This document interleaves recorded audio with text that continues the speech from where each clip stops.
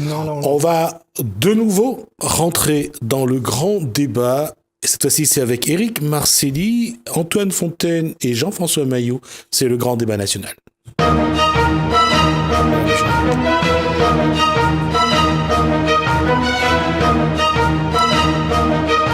Bonsoir Éric Marcilly, CSAPR. Bonsoir Antoine Fontaine, qui a eu les honneurs de la presse pour son parti politique. Je travaille au président du CSAPR. La question, est-ce que d'abord, avant de parler du débat, ça vous évoque quoi, ce grand débat national? pas grand-chose, Pas je grand-chose. dirais. Ça montre surtout le fait que nous avons aujourd'hui une classe politique, des élus, un gouvernement qui ne savent pas comment gérer le pays et donc qui organisent un débat pour avoir des idées. D'accord. Éric Marcilly? Quel grand débat. D'accord. François Maillot? Mais c'est pareil, faire un débat, pour moi, un débat, c'est un face-à-face. Aujourd'hui, on demande les gens de faire un débat, donner leur opinion, leur avis, mais sur un écran. Donc, je sais pas...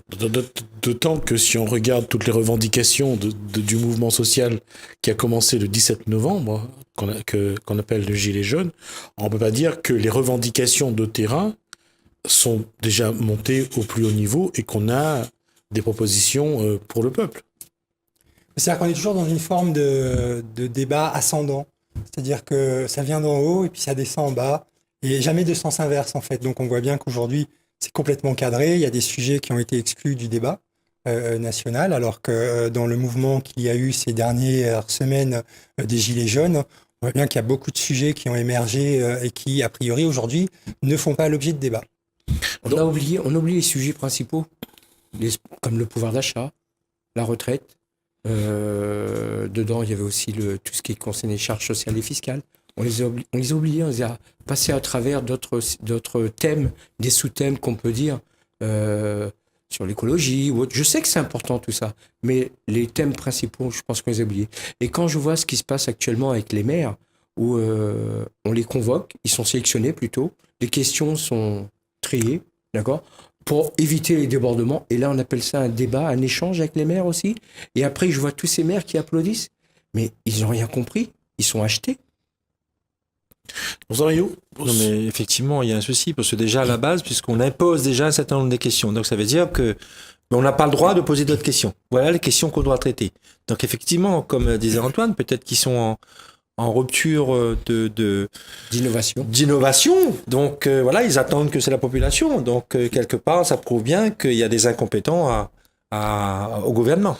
La question aujourd'hui, c'est que est-ce que le mouvement, d'abord à La Réunion, est-ce qu'il a encore une force? Est-ce qu'il peut encore peser sur ce débat, si débat pour vous il y a? Est-ce que c'est ce mouvement aujourd'hui, et je dis souvent ce mouvement dans lequel il y a plusieurs mouvements, est-ce que déjà ce mouvement peut porter la revendication du peuple? À La Réunion, je parle. Je pense que chaque département a leur spécificité et que oui, à La Réunion, on doit porter notre mouvement, on doit le faire. Mais le seul problème, comme vous l'avez dit, il y a des mouvements à l'intérieur du mouvement. Et là, ça pose problème et ça crée des tensions à l'intérieur énormes. Ce qui est encore paradoxal, je trouve que plus ça va, plus ce mouvement se disloque, plus les différences sont montrées au grand jour. Et on a l'impression que, un peu à l'image des cases de peuples qui se construisent sur les ronds-points, les barrages, on a l'impression que chacun actuellement est en train d'essayer de construire un petit précaré dans la perspective de 2020. C'est vrai que quand même, je crois qu'il ne faut pas non plus se voiler la face.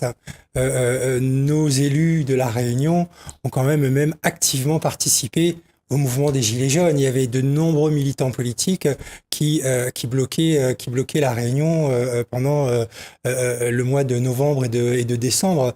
Et aujourd'hui, ils sont toujours présents. Donc c'est clair que l'intérêt aujourd'hui de la classe politique réunionnaise, des élus, c'est que ce mouvement ne prenne pas plus d'ampleur. Et donc ils mettent toutes leurs forces pour qu'il se disloque et de créer la zizanie comme ça au sein de ces différents endroits de l'île.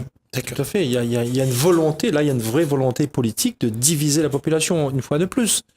Puisqu'on a bien vu, bon, la flamme elle est toujours là, mais maintenant, comment faire pour arriver à réunir tout le monde encore une fois, ça va être très compliqué. Donc on voit bien qu'il y a eu une volonté politique de diviser pour pouvoir justement garder la main. Alors, vous êtes à l'origine du Casse du Peuple qui est devant le rectorat depuis le 24 novembre. La préfecture. C'est la sous-préfecture actuellement. C'est la première sous-préfecture de Lille. D'accord, je dis des bêtises, je suis désolé. Devant donc à Saint-Denis, sur le Barachois. La question c'est est-ce que cette case a encore lieu d'être? Est-ce que ça porte un message? Quel est aujourd'hui l'intérêt d'avoir cette case du peuple devant la préfecture? Montrer qu'on est toujours présent. Je rappelle quand même que on a commencé notre mouvement avec Arrête Plimanou, c'est-à-dire avant le mouvement des Gilets jaunes.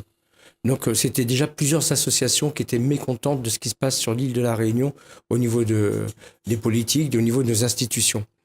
Et bien sûr, on a continué notre mouvement avec les Gilets jaunes, on s'est greffé avec. Mais nous, avec ce mouvement qu'on a créé depuis le 5 novembre, mais qui existe depuis quelques temps déjà, que ce soit le CEMAC, que ce soit le Révolté 974, Contribuable, le CSPR et d'autres associations que je ne peux citer parce que je ne me rappelle plus. Et on continue notre mouvement, avec ou sans les Gilets jaunes. Parce que, comme disait Antoine, comme vous disiez tout à l'heure, il y a trop de tensions. Oui, cette case du peuple réunionnais, elle a lieu d'être. C'était la première. Et je pense que c'est la principale. Parce que les autres, on va dire, ce sont les petits-enfants, mais contrôlés par qui ? Alors, c'est un paradoxe parce que ce que je rencontre disent que le CAS qui est devant la préfecture est trop politisé et voilà, chacun par qui justement la question, c'est là quelle personne, quelle politique est venue nous donner des subventions qui ont donné on est tous des privés. On est tous des privés là-dedans. Donc, il faudrait que les gens arrêtent de dire n'importe quoi. Et c'est toujours ça qu'on crée la résilience. Les gens viennent pas prendre la source vraiment où elle est. Donc, qu'est-ce qu'ils préfèrent dire? Ah ben, Éric Marcelli est politisé, Jean-François Maillot est politisé, et Antoine Fontaine est politisé. Mais on défend la Réunion, on est apolitique. De toute façon, la politique, ça veut dire quoi? Pour le mot politique, c'est s'occuper de la ville, s'occuper de la cité. On fait de la politique citoyenne, on fait de la politique professionnelle et la politique politicienne. On ne veut pas la politique politicienne à l'heure actuellement. On veut une politique qui s'occupe de nous. Et c'est pas le cas. Et le seul cas, c'est la politique citoyenne qu'on veut apporter le message au peuple. Maintenant, c'est un message différent des personnes qui sont prêtes à venir nous aider. On va prendre, quel que soit de son lieu qu'il habite, l'Est, l'Ouest ou n'importe quoi. Mais ce qu'on voit beaucoup, ce qu'ils disent pas, c'est que le conseil qu'ils ont mis en place, citoyen, constitutionnel, les 3C, là... Conseil consultatif citoyen. C'est vraiment politisé. Et on le voit bien. Au comité consultatif. Ouais. La question, c'est est-ce qu'aujourd'hui, les Réunionnais continuent à venir à cette case du peuple, oui, cette case du peuple, et continuent à revendiquer. Et qu'est-ce que vous allez faire des revendications? C'est-à-dire qu'aujourd'hui, finalement, les revendications sont passées complètement à l'arrière-plan. On voit bien qu'on met en avant donc déjà la division en fait au niveau des gilets jaunes et des différents mouvements qui existent, et on met en avant aussi le besoin de participer de la population. Certes, c'est vrai que c'est un besoin qui est important, mais du coup, on a complètement occulté les revendications premières qui étaient quand même, il faut bien le rappeler, la cherté de la vie.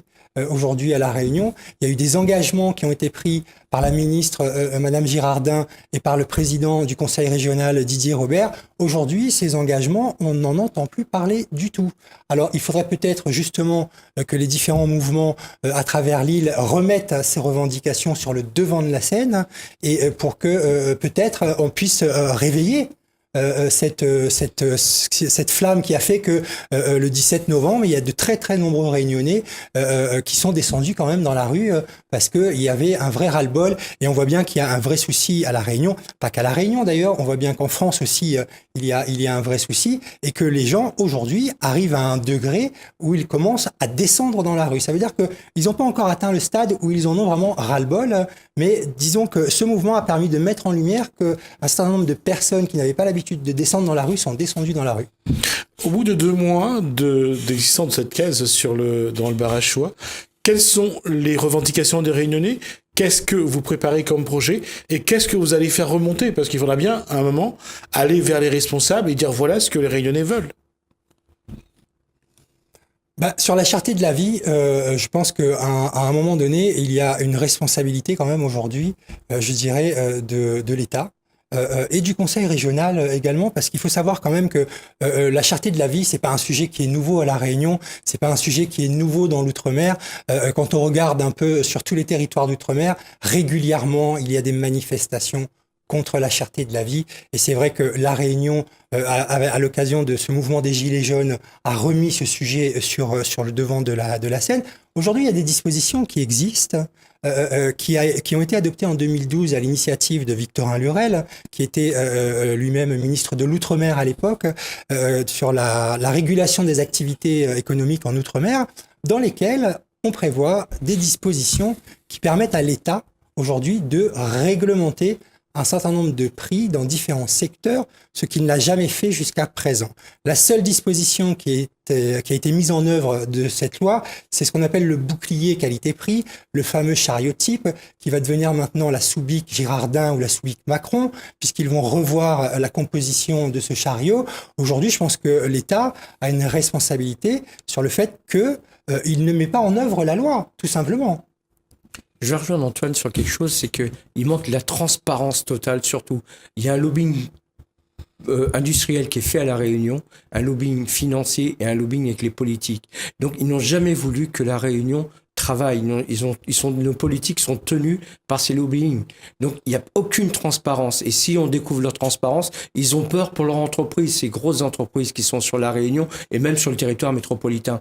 Donc aujourd'hui, on sait, on a des bruits qui arrivent sur nous. Il faut casser, il faut détruire absolument, qu'on n'avance pas, qu'on reste là et qu'on reste au stade d'esclaves, de personnes soumises à ces gens. Et non, on veut pas.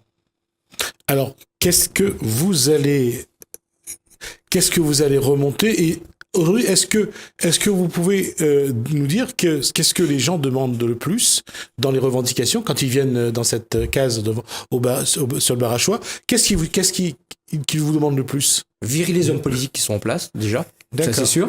Et puis le pouvoir d'achat tout le temps. Transparence sur les prix. Juste m'excuser auprès du public, j'ai pas la musique du film Mission Impossible. Si c'est possible, c'est possible. Et Jean-François Baillot, la question, je reviens là-dessus, c'est est-ce qu'à un moment donné, il faudra pas quand même que vous disiez qu'est-ce que les Réunionnais demandent? Mais le Régnier demande beaucoup de choses, puisque rien n'a été fait pendant plus de 40 ans. Donc, demande beaucoup de choses. Mais effectivement, aujourd'hui, à la Case du Peuple, on voit un peu, moi, lors de mes passages, j'ai bien vu toute catégorie de personnes, que ce soit retraités, des gens qui ne travaillent pas, des chefs d'entreprise. Parce que là aussi, les chefs d'entreprise, on n'a pas eu, malheureusement, nous, de rencontre avec la ministre. D'accord? Donc, il y a de tout. Il y a vraiment de tout. Il y a des retraités. Moi, j'en ai vu pas mal là ces derniers jours. Donc, ça veut dire qu'il y a un réel problème. Donc, les revendications sont d'une façon générale. Le pouvoir d'achat, la vie chère, oui, mais le monde économique. Comment vous allez faire pour imposer... Bon, Éric Marseille parlait de changer le système, de changer les politiques. Oui. Il y a les revendications. Mais comment faire que... Parce que d'une part, il faut recréer un autre système. Il faut bien que quelqu'un s'occupe des revendications. Si il faut changer de politique, d'abord, c'est la première étape que vous voulez... Mais si on veut changer, oui, il faut commencer par là. Si on veut que... on parle souvent du RIC, oui. On va juste rappeler que le RIC, c'est, le temps que je me rappelle, c'est donc le référendum d'initiative citoyenne. Je commence à avoir l'Alzheimer, moi. La question donc là-dessus, sur ce référendum, même ce référendum, aujourd'hui, il n'est plus trop d'actualité. Pour vous, mais on en parle beaucoup. Ouais. Parce que je suis allé sur Paris pendant 3 semaines, où j'ai rencontré différents gilets jaunes, et ce qu'ils veulent mettre en avant, c'est le RIC quand même, parce que ça nous permettra de voir un homme politique qui n'a pas travaillé, qu'on le révoque, tout simplement. Je ne travaille pas, j'ai pas de salaire. Et ces gens-là, ils passent leur temps à dormir à l'Assemblée nationale ou bien au Sénat. Ils ont un salaire minimum de 5 000 €, si c'est avec tous les avantages qu'il y a à côté. Donc c'est se foutre Ils ont de- un salaire qui sont plutôt vers les 10 000 euros que vers les 5 000 euros. Hein. D'ailleurs, on fait signer une pétition pour ça. Donc, ils peuvent passer à la case du peuple réunionnais à Saint-Denis pour signer la pétition contre ces abus des hommes J'appelle politiques. les députés à passer pour signer la pétition. Non, non. Ah, d'accord. J'appelle au peuple réunionnais, Ah, justement. d'accord. C'est la case du peuple. croyais que Mais ils c'était- peuvent signer pour dire qu'ils ont gagné trop. Hein. Mais ça, c'est autre chose. Oui, non. Mais on doit changer par le RIC. Mais le RIC sera mis en place à condition qu'on change de système. Nous devons changer de système. On est à bout du système. Quel que soit le système économique, notre système social, notre système environnemental, notre système financier, on est à bout. Tout est maîtrisé par les banques, et on le sait très bien. Changer le système, c'est vrai que c'est un objectif que tout le monde a, je dirais, et je pense qu'aujourd'hui, il est quand même un peu peut-être temps aussi de réfléchir à des solutions qu'on pourrait mettre en place, parce que Eric l'a dit, changer le système, à ce stade, je crois que les conditions, très honnêtement, ne sont pas réunies. Il ne faut pas non plus se mentir, même si on aspire tous les uns et les autres à cela, parce qu'on voit bien que notre système aujourd'hui dysfonctionne, il y a trop de gens qui sont sur le bord de la route, il y a trop de gens qui sont dans la pauvreté, de toutes les catégories, de tous les âges. On voit bien qu'il y a un vrai souci au niveau de ce système. Et c'est pas qu'à La Réunion, hein, parce que ces mouvements populaires comme ça, depuis 10 ans, ils apparaissent un peu partout, hein, en Afrique du Nord, en Espagne, au Portugal, en Grèce. On voit bien qu'il y a, au Brésil, on voit bien qu'il y a quelque chose quand même qui se passe dans le système mondial qui ne va pas bien. Et c'est vrai qu'aujourd'hui, je pense que peut-être sur le sujet du coût de la vie, il faudrait peut-être qu'on commence à réfléchir à des solutions, parce qu'on voit bien que l'État peut-être ne bougera pas par rapport à ce qu'il peut faire, que la région, elle non plus, n'a pas très envie de bouger, alors qu'elle aussi, elle pourrait faire des choses. Il n'y a pas de volonté politique de le faire, hein. Donc, je pense qu'il y a tout intérêt aujourd'hui à ce que les Réunionnais commencent à réfléchir à des solutions qui leur permettent justement, alors je dis pas de réformer le système, mais en tout cas de s'en sortir dans un réseau à créer sur tout un tas d'initiatives qui ne représentent pas forcément des sommes considérables, mais en tout cas il y a des choses possibles à faire, et c'est vrai qu'il faut commencer à réfléchir à ces solutions. Ce qui veut dire que, est-ce que vous allez participer aux différentes réunions que mises en place, par exemple pour la création du conseil consultatif citoyen? Est-ce que il y aura d'autres démarches vers d'autres? Parce que, est-ce que tout à l'heure, je disais que beaucoup de ces cases sont mises en place par certains maires pour pouvoir maintenir la pression, mais il y a quand même quelques personnes aujourd'hui chez les Gilets jaunes qui ont encore le feu sacré et qui veulent aussi se battre. Cela aussi, il faut peut-être prendre en compte leurs revendications. Et on arrive toujours aux mêmes questions, c'est que le fait, on l'a vu lors de la réunion il y a quelques jours à Saint-Paul, lorsqu'il y a eu une réunion pour créer quelque chose, ils se sont pas entendus. Ils ont dénoncé la politisation de la création du conseil consultatif. Il y a beaucoup de désordre et on a toujours l'impression que finalement, plus dans la durée les revendications se font entendre, plus derrière les mouvements s'affaiblissent. Oui, mais le souci, c'est quoi? C'est que, en gros, c'est la région qui a décidé d'inviter telle ou telle personne. Les gens sont pas venus D'accord. d'eux-mêmes. Donc, à partir Donc il de y a là. un choix, il y a un trio départ. Tout à fait, mais tout à fait. Ok. Moi, on m'a pas appelé pour venir D'accord. faire partie. Voilà, donc j'ai été déjà désigné dès le départ, Les dés sont pipés de toute façon. tout simplement. Alors finalement, quand on regarde pour vous, les dés sont pipés parce que les mouvements au sein du mouvement Gilets jaunes aujourd'hui sont plus tendance à se diviser qu'à se rassembler. Les dés sont pipés pour vous sur la création d'un conseil consultatif au niveau citoyen. Je reviens à ma question. Comment vous allez faire au sein de votre mouvement pour porter les revendications des Réunionnais qui sont venus vers vous? Il faut revenir à ce qu'on disait tout à l'heure, la revendication de départ. Ce qui fait que le 17 novembre, à La Réunion et partout en France, les gens descendent dans la rue, c'est qu'à un moment donné, ils n'ont plus les moyens financiers d'assurer leur subsistance, de se nourrir, de se loger, tout simplement. Et à La Réunion particulièrement. Donc je pense qu'à un moment donné, ces conseils consultatifs, etc., c'est très bien. Ça permet à des personnes qui sont en recherche de leadership, de notoriété, de pouvoir briller dans l'obscurité, vers lesquelles on les amène. Mais peut-être qu'aujourd'hui, là où on pourrait se retrouver, c'est sur la revendication qui a fait que les gens à La Réunion sont descendus dans la rue. Et c'était le coût de la vie. Donc comment aujourd'hui on travaille à faire baisser le coût de la vie à La Réunion, avec chacun devant ses responsabilités, l'État, la région, mais aussi les citoyens réunionnais.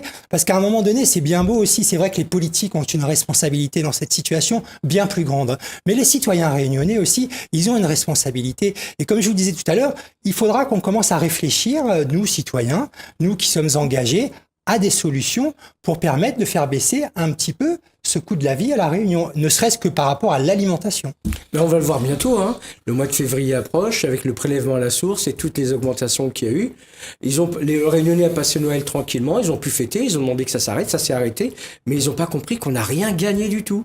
Hein. Mais là, on va le voir, mois de février, avec l'impôt à la source et tous les prélèvements qu'il va y avoir, comment ils vont faire ?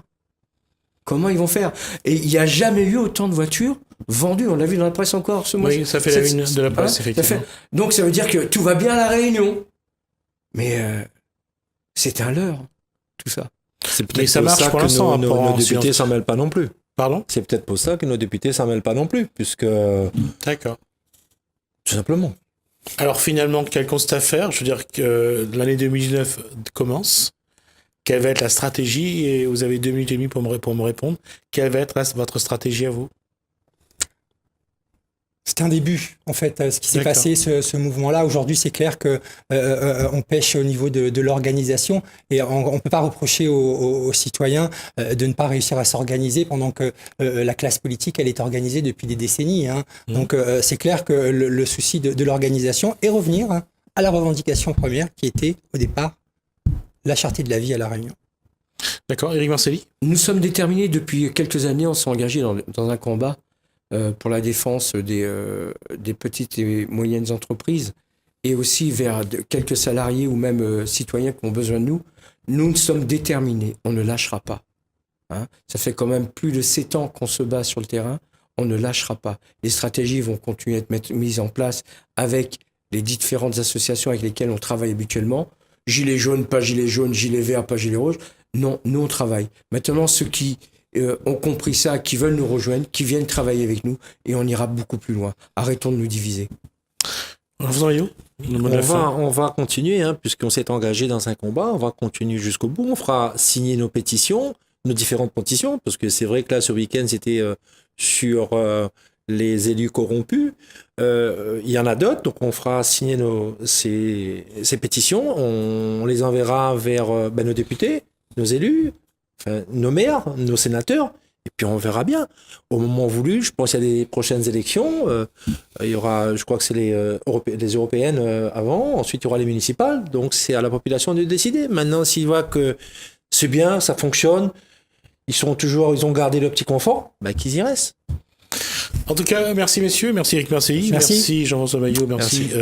Antoine Fontaine. On aura l'occasion de revenir sur ce plateau pour des débats un peu plus, sans doute, profonds sur l'aspect économique, entre autres sur les entreprises. On aura l'occasion d'en reparler, également de l'évolution avec Antoine Fontaine. Et on essaiera de voir avec Antoine Fontaine, de voir un petit peu, d'identifier toutes les lois qui ont été votées, qui ont été mises, mais qui n'ont jamais été appliquées à La Réunion. On aura l'occasion donc, avec Jean-François Maillot également, d'aborder ces sujets. En tout cas, voilà, on va dire que le constat qu'on peut faire, il y a eu les bonnets rouges, aujourd'hui il y a les gilets jaunes.